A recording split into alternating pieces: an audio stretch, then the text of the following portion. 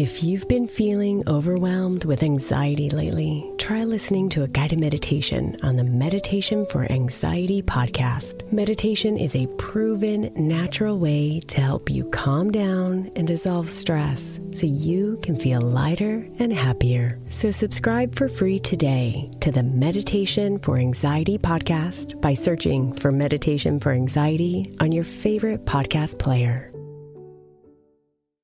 This is Optimal Health Daily, episode 2346. Are You Training Your Gut? By Nancy Clark of nancyclarkrd.com. And I'm your host and narrator, Dr. Neil Malik. Hey there, happy middle of the week Wednesday, and welcome back to Optimal Health Daily, where I read an article to you every single day of the year. Now, today is Wednesday, and like I do every Wednesday, I like to share a bit of inspiration with you. So here we go. Quote, "Excellence is the gradual result of always wanting to do better." Pat Riley. All right, and with that, let's get to today's post and start optimizing your life. Are You Training Your Gut? By Nancy Clark of nancyclarkrd.com. Athletes tend to do a good job of training their muscles, heart, and lungs, but some of them, particularly endurance athletes and those in running sports, commonly fail to train their gut. As one marathoner reported, "I was so afraid of getting diarrhea during long training runs that I didn't eat or drink anything beforehand. I really struggled after 14 miles. A high school soccer player admitted, "I'm so afraid I'll throw up if I run with food in my stomach." He ate only a light lunch at 11 and then practiced on fumes at 3:30. No wonder he had a disappointing season. An estimated 30 to 50% of endurance athletes, including up to 90% of distance runners, have experienced gastrointestinal issues during and after hard exercise. They fear bloat, gas, nausea, stomach cramping or stomach pain, side stitch, diarrhea, vomiting, and an urge to defecate. These issues arise during long bouts of exercise because blood flow to the gut is reduced for an extended period of time. When combined with dehydration, elevated body temperature, and high levels of stress hormones, normal intestinal function can abruptly end. If you're an athlete with a finicky GI tract, restricting your diet before and during exercise will not solve the problem. You want to learn how to train your gut to accommodate performance-enhancing carbs and water. That way you can train better, hence compete better, without stressing about undesired pit stops. Thankfully, the gut is trainable. Competitive eaters have proven this point. Google Nathan's hot dog eating competition and watch the video of a champ who stuffed 72 hot dogs into his stomach in 10 minutes. Clearly, he had to train his gut to be able to complete that task. Competitive eating is unlikely your goal, but you may want to be competitive in your sport. That means you need to fuel wisely in order to perform optimally. The following tips can help you exercise with digestive peace. 1. Drink enough fluids. Dehydration triggers intestinal problems. Your goal is to drink enough to prevent 2% dehydration, or a sweat loss of 2 pounds per 100 pounds of body weight from pre to post exercise. If you're someone who sweats heavily, this can be a lot of fluid. For example, a 200-pound football player could easily lose 4 pounds or half a gallon of sweat in an hour of exercise. He needs to train his gut to handle fluid replacement during training.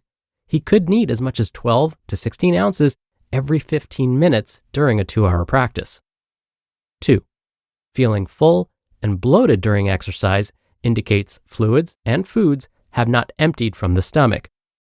This commonly happens during really hard exercise when reduced blood flow to the stomach delays stomach emptying. Hot weather and prolonged exercise in the heat can also reduce stomach emptying. 3.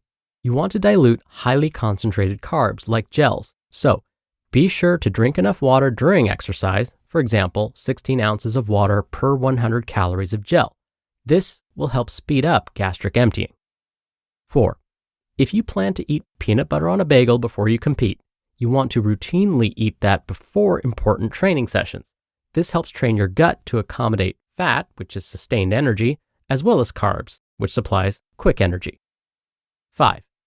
Once carbohydrate, such as a sport drink, gel, a banana, or gummy bears, empties from the stomach, it enters the small intestine and is broken down into one of three simple sugars: glucose, fructose, or galactose.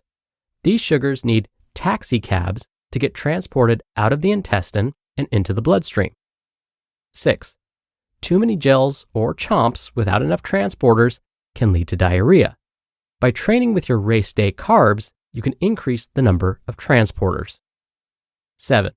If you typically eat a low-carb, paleo, or keto-type diet, and then on the day of, let's say, a marathon, you decide to fuel with carb-rich gels and sports drinks, your body won't have the capacity to optimally transport the sugar or carbs out of your intestines and to your muscles, so you could easily end up with diarrhea. 8. When planning what to eat during extended exercise, choose from a variety of carbs with a variety of sugars, like sports drinks, gumdrops, and maple sugar candy. This helps prevent the glucose transporters from getting saturated. Too much of one kind of sport food can easily create gastrointestinal problems. 9. Real foods, such as banana, raisins, and cereal, have been shown to be as effective as commercial sport foods. Your body processes real food every day and has developed a good supply of transporters to deal with the carbohydrate you commonly eat. By experimenting and learning what works best for your body, you can fuel without anxiety about undesired pit stops. And 10, for exercise that lasts for up to 2 hours, research suggests about 60 grams or about 240 calories of carbohydrate per hour can empty from the small intestine and get into the bloodstream. So that's a good target. For longer, slower events, the body can use 90 grams or about 360 calories of carbohydrate per hour from multiple sources, as tolerated. Again, train your gut. The bottom line. 1. Train with relatively large volumes of fluid to get your stomach used to that volume. 2. Routinely eat carbohydrate-based foods before training sessions to increase your body's ability to absorb and use the carbs. 3. During training, practice your race day fueling. Mimic what you might eat before the actual competitive event and tweak it until you find the right balance. 4.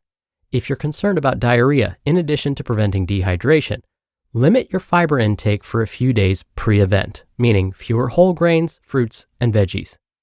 5. Reducing your intake of onions, garlic, broccoli, apples, and sorbitol might help reduce gastrointestinal issues during exercise. And 6. Meet with a sports dietitian to help you create a fueling plan that promotes intestinal peace and better performance.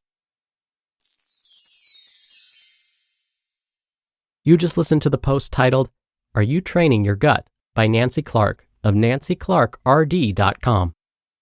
Dr. Neal here for my commentary. Nancy's recommendations were spot on.